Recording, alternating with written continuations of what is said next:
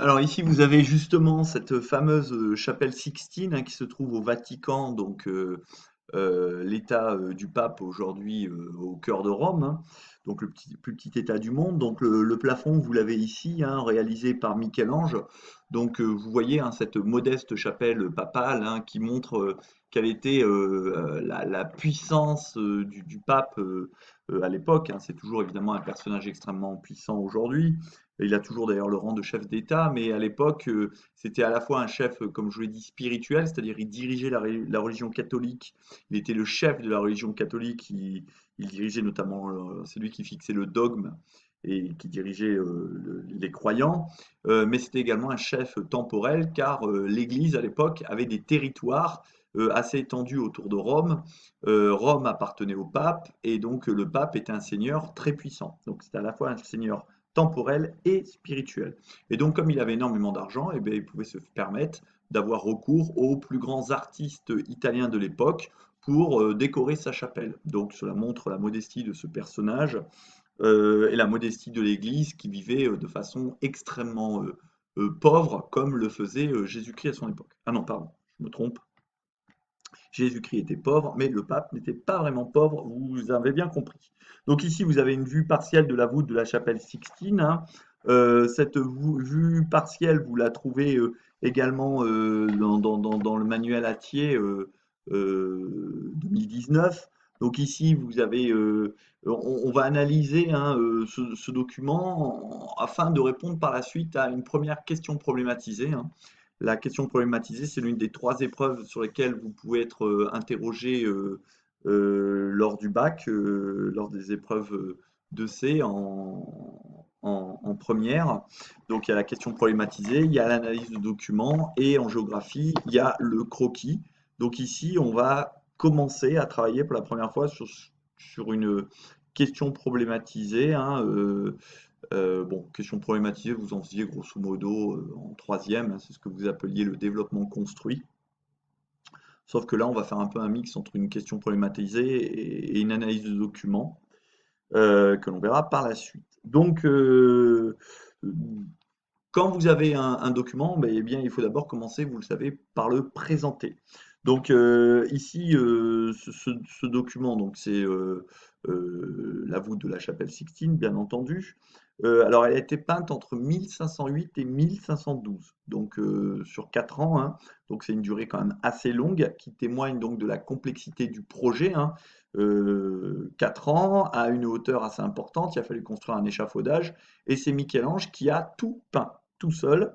Donc d'ailleurs, il décrivait lui-même les problèmes physiques que ça lui a posé, hein, parce qu'il devait peindre au-dessus de sa tête, bras tendus. Il a eu des problèmes de fatigue physique. Donc son auteur, c'est Michel-Ange, hein, donc on en a déjà parlé, hein, je ne reviens pas, vous regardez sa biographie, mais bon, retenez que c'est un peintre, un sculpteur, un véritable artiste de la Renaissance, un artiste assez complet. Donc la nature de ce document, donc là on fait la présentation, vous connaissez date, auteur, nature, contexte. Ça on a déjà travaillé au début de l'année sur comment présenter un document. Donc la nature, eh bien c'est une fresque puisqu'elle est peinte, c'est une peinture faite sur un mur. Donc c'est la technique de la peinture murale. Le contexte, eh bien nous sommes dans la Renaissance italienne, hein, dans ce mouvement artistique qui est né en Italie, plus particulièrement à Florence, d'où est d'ailleurs originaire Michel-Ange, puisqu'il est né juste à côté de Florence. Et ce mouvement va ensuite s'étendre à Rome, à Venise, puis finalement dans toute l'Italie, et puis gagner d'autres foyers, notamment en France, donc hors Italie. Donc cette période qu'on appelle la Renaissance, hein, c'est là où il faut ressortir un peu la définition, hein, c'est une véritable révolution et qui reprend des thèmes chers à l'humanisme, hein, donc l'homme au centre de l'œuvre et le retour à l'Antiquité. Mais pour l'instant, on n'est qu'à la présentation du document.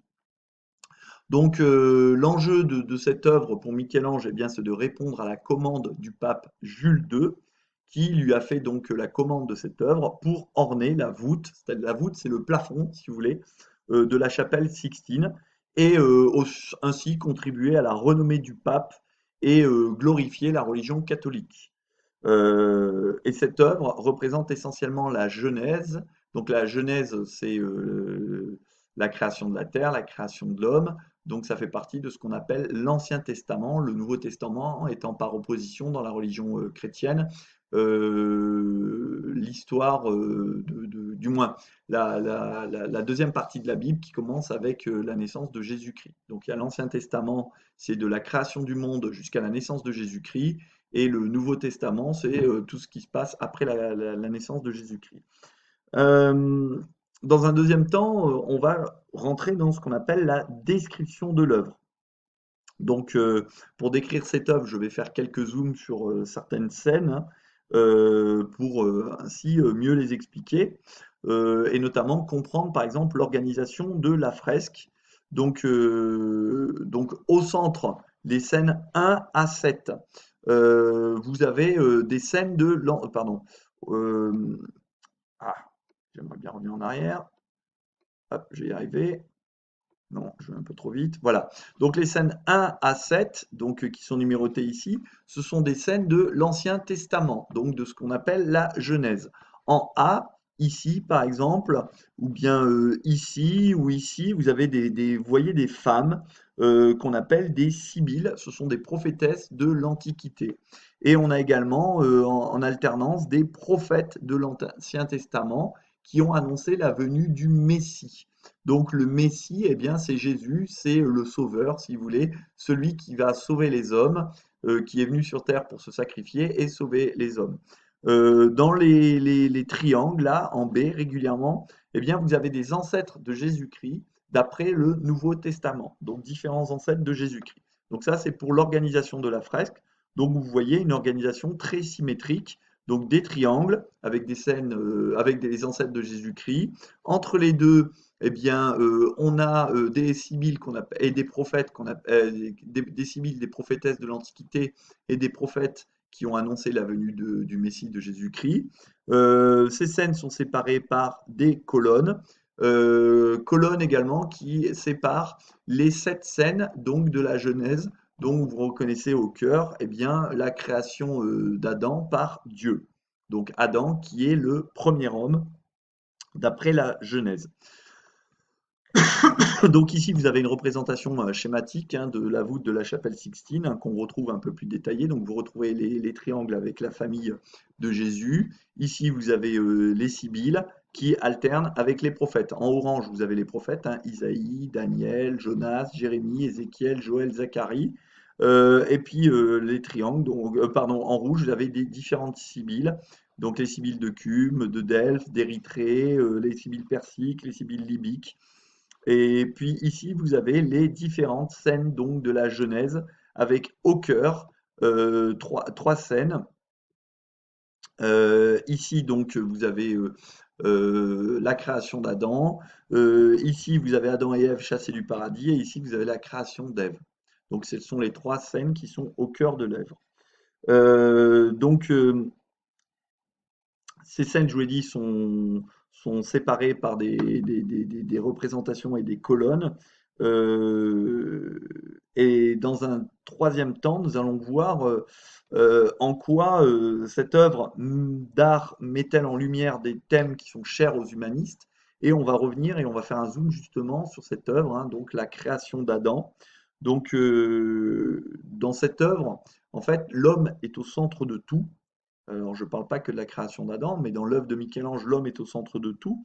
Et si vous regardez l'œuvre, eh bien, justement, Adam et Ève, Adam ici, Ève ici et Adam et Ève ici sont au cœur de la voûte, donc sont au cœur de de l'œuvre, pardon, et ça montre bien justement que l'homme va être au cœur de l'œuvre de Michel-Ange. Donc au cœur de son œuvre, on a cette scène donc, et ici justement, on a presque l'impression d'un contact direct entre Adam et Dieu, donc c'est-à-dire Adam qui symbolise l'homme en fait, un contact direct entre l'homme et Dieu. On a presque l'impression qu'ils vont se toucher. Et ce contact direct entre l'homme et Dieu, c'est un thème qui est cher aux humanistes, hein. Rappelez-vous, les humanistes voulaient que l'homme ait un contact direct avec la parole de Dieu et qu'il lise la Bible, par exemple, en, en grec ou en latin, c'est-à-dire avoir un contact direct avec la parole de Dieu sans passer par des intermédiaires. C'est pour ça que pour les humanistes, il fallait donner une part importante à l'éducation, il fallait apprendre à lire, à écrire, et il fallait être capable de lire le grec ancien, le latin classique, l'hébreu, donc d'avoir un contact direct avec Dieu sans passer par les intermédiaires que sont les prêtres, les gens d'église qui vont expliquer la parole divine. Donc finalement, ce contact direct, il est schématisé, il est représenté par cette création d'Adam, où on a presque l'impression d'un contact direct qui vont se toucher entre Adam et Dieu. Donc, normalement, dans la religion, il est dit que l'homme ne trouvera son salut que par l'intermédiaire de l'Église et que Dieu, normalement, est inaccessible pour le commun des mortels. Eh bien, les humanistes, dont s'inspirent les artistes de la Renaissance, pensent que l'homme peut avoir un contact direct avec Dieu et donc, finalement, Dieu est moins inaccessible qu'il en a l'air. Euh, Vous pouvez remarquer également qu'il y a une taille presque similaire entre Adam et Dieu. C'est-à-dire que ça met en quelque sorte sur un pied d'égalité l'homme et Dieu, ce qui est également une nouveauté, hein, parce que généralement dans les œuvres d'art du Moyen Âge, Dieu était toujours représenté comme beaucoup plus important que les hommes, hein.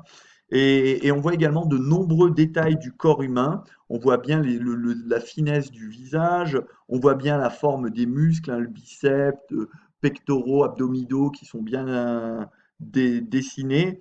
Ça également, c'est pour donner une volonté de réalisme, réalisme qui est cher aux artistes de la Renaissance. Donc que les corps et les visages soient les plus expressifs et les plus réalistes possibles.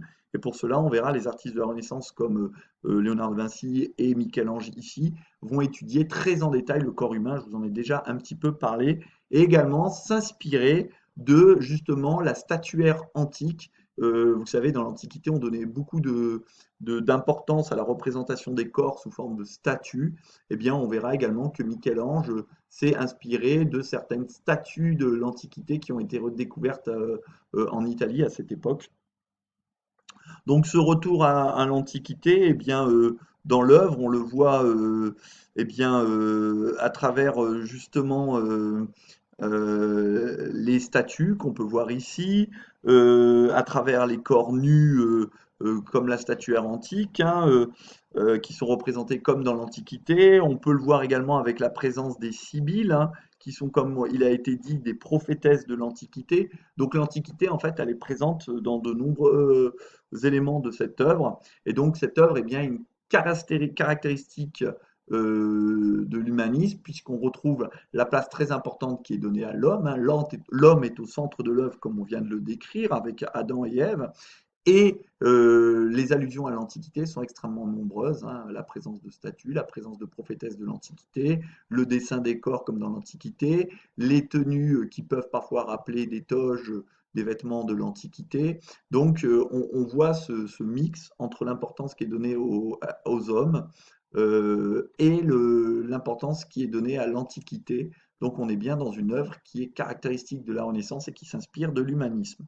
Alors les scènes, vous pouvez les voir ici en détail, hein, Adam et Ève chassés au paradis après la scène de la tentation, hein. Vous savez, Ève a croqué la pomme, elle ne devait pas croquer la pomme.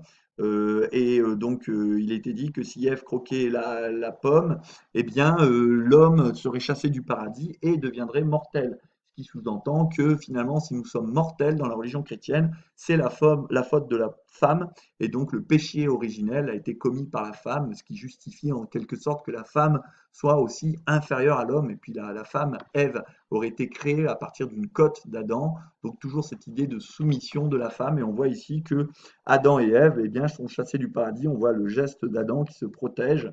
Et ils sont en train de fuir le paradis où l'homme devait vivre de façon éternelle. Ici, on a la scène du déluge, où pour punir les hommes de s'être mal comportés au début de la création, eh bien, il va y avoir un déluge qui va être créé par Dieu, et seul Noé, avec son arche, qui a recueilli un échantillon de toutes les espèces de la terre, va être épargné parce que lui, il était pratiquement pas particulièrement croyant. Et puis, c'est à partir de l'arche de Noé que va être repeuplée la terre. Voilà pour ce qui est du cours d'aujourd'hui. Lors du prochain cours, nous travaillerons donc plus en détail sur la première question problématisée de l'année.